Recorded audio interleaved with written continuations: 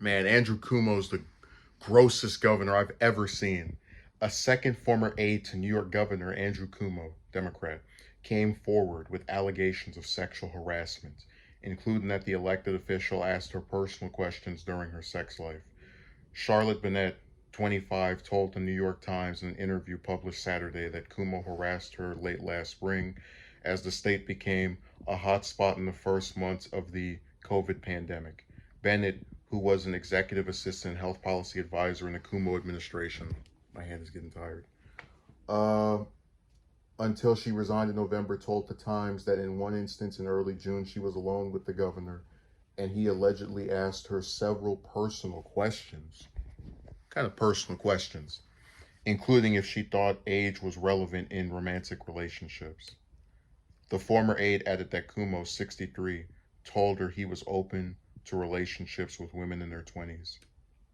That's the grossest thing. I mean, there is no way I would be 63 and want to date someone that is young enough to be my granddaughter. Whatever. Bennett said that the governor then described that he was experiencing loneliness during the pandemic. Oh, boo-hoo, rich boy can't get with a bunch of people during the virus, adding that he can't even hug anyone, before looking at Bennett and asking, "Who did I last hug?" That needs to be a quote in some movie. The Times reported that upon Bennett responding that she missed hugging her parents, Cuomo responded, "No, I mean like really hugged somebody. I understood that the governor wanted to sleep with me and felt horribly uncomfortable and scared," Bennett told the Times, and was wondering how I was going to get out of it and assumed it was the end of my job. Bennett added that while Cuomo never attempted to touch her, she disclosed the June encounter to Cuomo's chief of staff, Jill Desrosiers, and then was transferred to her role as a health policy advisor.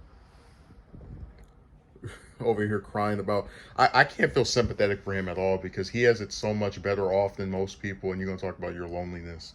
Cuomo said in a public statement Saturday that he had intended to serve as a mentor to Bennett, adding that he never made advances towards her, nor did I ever intend to act in any way that was inappropriate. He added, "The last thing I would ever have wanted was to make her feel any of the things that are being reported," the governor said. "Miss Bennett was a hardworking and valued member of our team during COVID," Cuomo wrote, adding, "She has every right to speak out. This situation cannot and should not be resolved in the press. I believe the best way to get to the truth is through a full and thorough outside review, and I'm directing all state employees to comply with that effort."